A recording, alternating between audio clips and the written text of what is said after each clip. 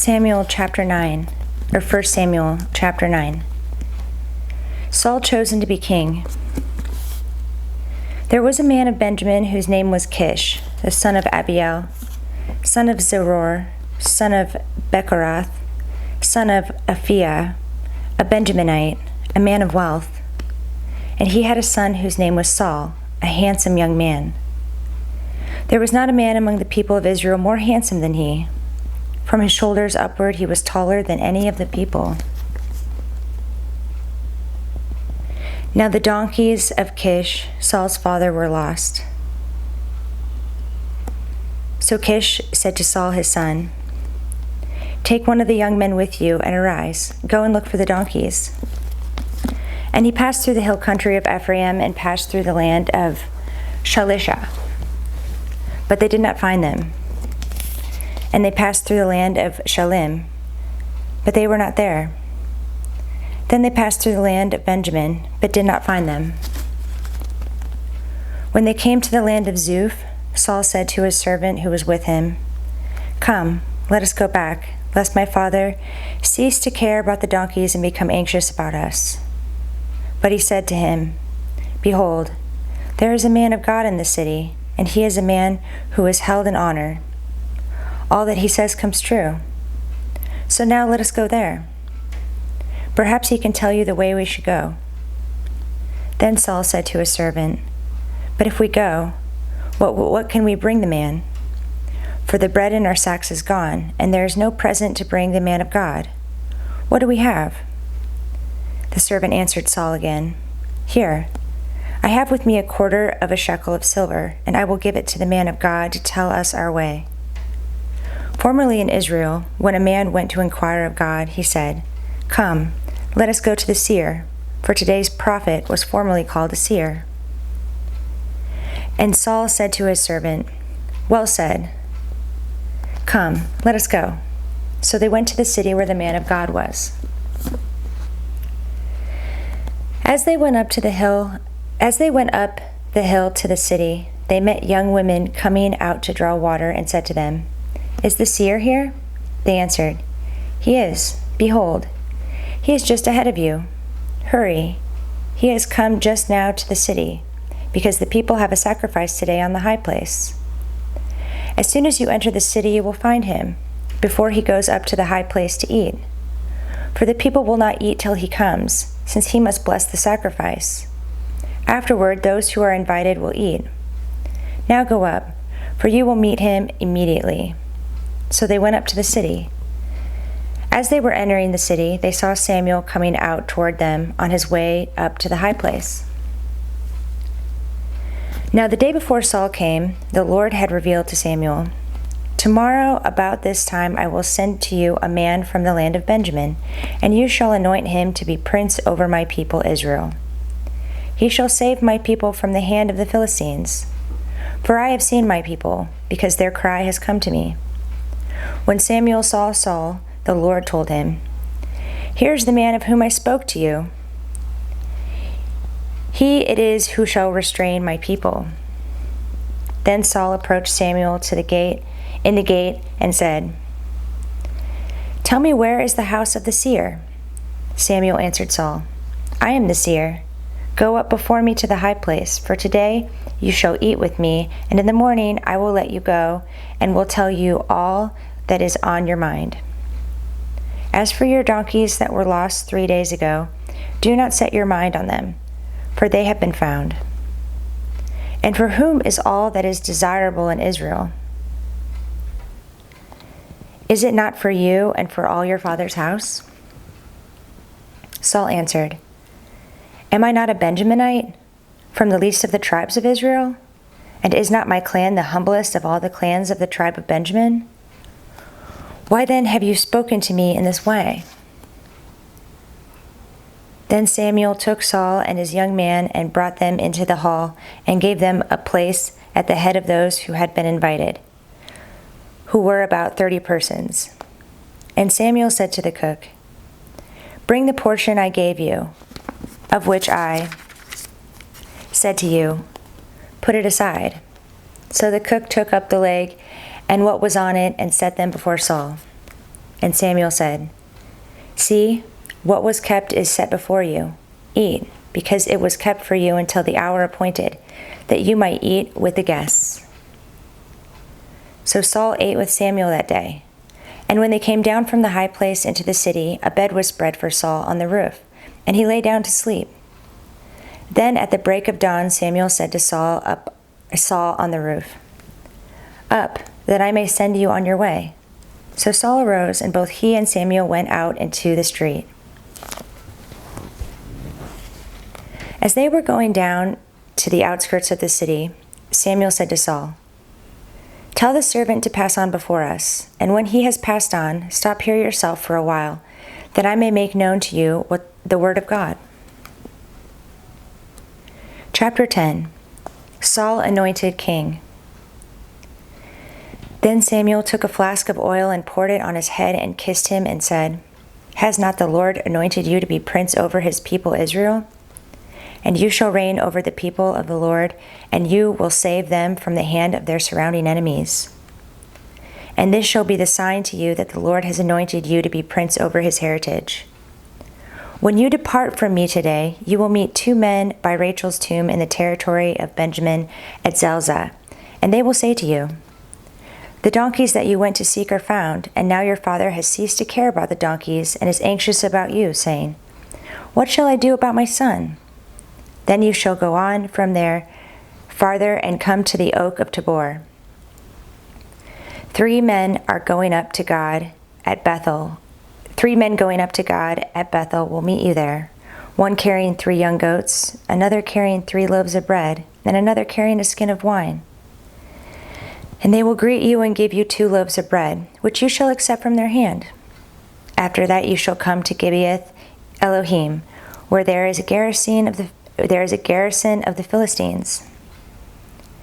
And there, as soon as you come to the city, you will meet a group of prophets coming down from the high place with harp, tambourine, flute, and lyre before them, prophesying.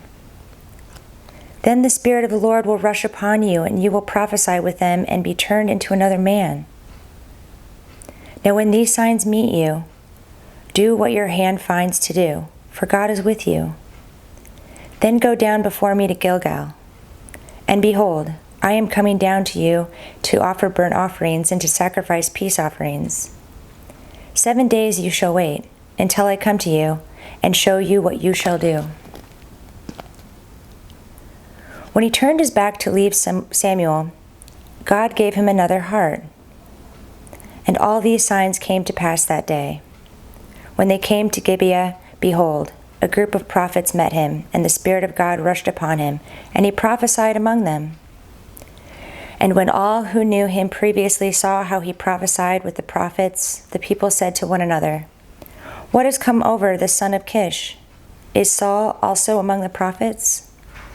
And a man of the place answered, "And who is their father?" Before it became a proverb, "Is Saul also among the prophets?" Therefore it became a proverb, "Is Saul also among the prophets?" When he had finished prophesying, he came to the high place. Saul's uncle said to him and to his servant, "Where did you go?" And he said, "To seek the donkeys. And when we saw they were not to be found, we went to Samuel."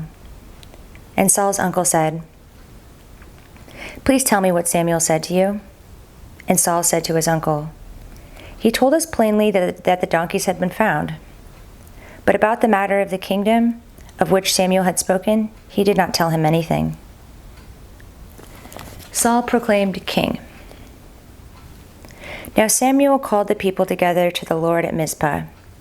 And he said to the people of Israel, "Thus says the Lord, the God of Israel, I brought up Israel out of Egypt, and I delivered you from the hand of the Egyptians and from the hand of all the kingdoms that were oppressing you.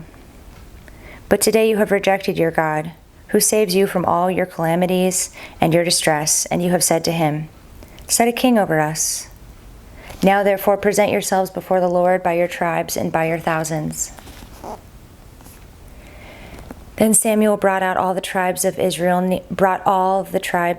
near, and the tribe of Benjamin was taken by lot.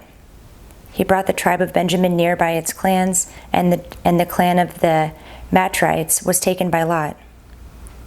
And Saul the son of Kish was taken by lot. But when they sought him, he could not be found. So they inquired again of the Lord, "Is there a man still to come?"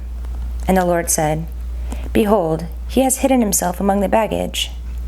Then they ran and took him from there. And when he stood among the people, he was taller than any of the people from his shoulders upward. And Samuel said to all the people, "Do you see him whom the Lord has chosen? There is none like him among all the people." And all the people shouted, "Long live the king!" Then Samuel told the people the rights and duties of the kingship, and he wrote them in a book and laid it up before the Lord. Then Samuel sent all the people away, each one to his home. Saul also went to his home at Gibeah, and with him went men of valor whose hearts God had touched. But some worthless fellows said, "How can this man save us?" And they despised him and brought him no present. But he held his peace. Chapter 11. Saul defeats the Ammonites. Then Nahash the Ammonite went up and besieged Jabesh Gilead, and all the men of Jabesh said to Nahash, "Make a treaty with us, and we will serve you." But Nahash the Ammonite said to them, "On this condition I will make a treaty with you, that I gouge out all your right eyes, and thus bring disgrace on all Israel." The elders of Jabesh said to him, "Give us 7 days' respite, that we may send messengers through all the territory of Israel.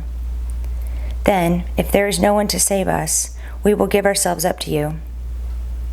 When the messengers came to Gibeah of Saul, they reported the matter in the ears of the people, and all the people wept aloud. Now, behold, Saul was coming from the field behind the oxen, and Saul said, "What is wrong with the people, that they are weeping?" So they told him the news of the men of Jabesh. And the Spirit of God rushed upon Saul when he heard these words, and his anger was greatly kindled. He took a yoke of oxen and cut them in pieces and sent them throughout all the territory of Israel by the hand of the messengers, saying, "Whoever does not come out after Saul and Samuel, so shall it be done to his oxen." Then the dread of the Lord fell upon the people, and they came out as one man. When he mustered them at Bezek, the people of Israel were 300,000, and the men of Judah 30,000. And they said to the messengers who had come, "Thus shall you say to the men of Jabesh Gilead, Tomorrow, by the time the sun is hot, you shall have salvation." When the messengers came and told the men of Jabesh, they were glad. Therefore the men of Jabesh said, "Tomorrow we will give ourselves up to you, and you may do to us whatever seems good to you." And the next day Saul put the people in 3 companies. And they came into the midst of the camp in the morning watch, and struck down the Ammonites until the heat of the day. And those who survived were scattered, so that no 2 men of them were left together. The kingdom is renewed. Then the people said to Samuel, "Who is it that said, 'Shall Saul reign over us?' Bring the men, that we may put them to death." But Saul said, "Not a man shall be put to death this day, for today the Lord has worked salvation in Israel." Then Samuel said to the people, "Come, let us go to Gilgal, and there renew the kingdom." So all the people went to Gilgal, and there they made Saul king before the Lord in Gilgal. Therefore they sacrificed peace offerings before the Lord, and there Saul and all the men of Israel rejoiced greatly. Chapter 12. Samuel's farewell address. And Samuel said to all Israel, "Behold, I have obeyed your voice in all that you have said to me, and have made a king over you. And now, behold, the king walks before you, and I am old and gray.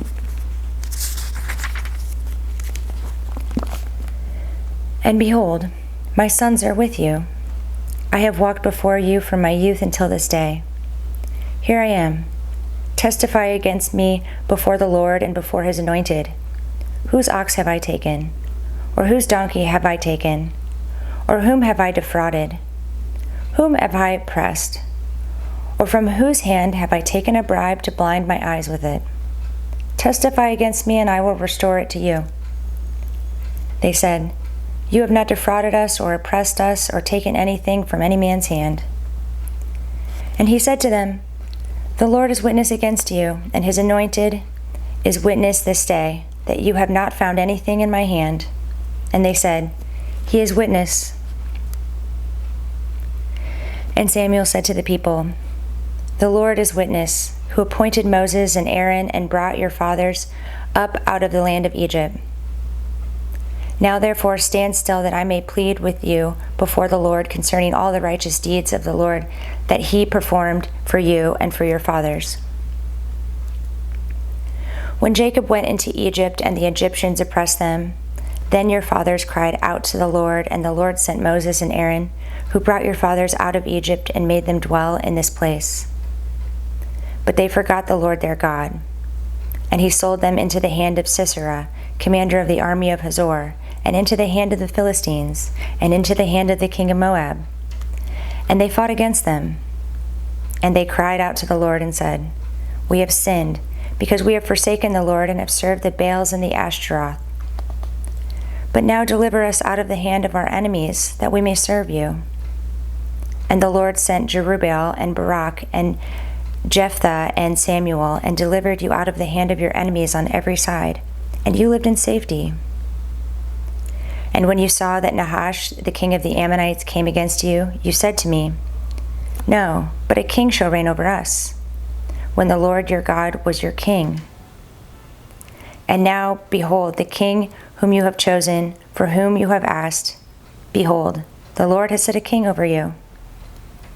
And you will fear the Lord and serve him and obey his voice, and not rebel against the commandment of the Lord. And if both you and the king who reigns over you will follow the Lord your God, it will be well. But if you will not obey the voice of the Lord, but rebel against the commandment of the Lord, then the hand of the Lord will be against you and your king. Now therefore stand still and see the great thing that the Lord will do before your eyes. Is it not wheat harvest today? I will call upon the Lord, that he may send thunder and rain. And you shall know and see that your wickedness is great, which you have done in the sight of the Lord, in asking for yourselves a king. So Samuel called upon the Lord, and the Lord sent thunder and rain that day, and all the people greatly feared the Lord and Samuel. And all the people said to Samuel, "Pray for your servants to the Lord your God, that we may not die, for we have added to all our sins this evil, to ask for ourselves a king." And Samuel said to the people, "Do not be afraid. You have done all this evil. Yet do not turn aside from following the Lord, but serve the Lord with all your heart. And do not turn aside after empty things that cannot profit or deliver, for they are empty. For the Lord will not forsake his people for his great name's sake, because it has pleased the Lord to make you a people for himself. Moreover, as for me, far be it from me that I should sin against the Lord by ceasing to pray for you, and I will instruct you in the good and the right way. Only fear the Lord and serve him faithfully with all your heart. For consider what great things he has done for you. But if you still do wickedly, you shall be swept away, both you and your king."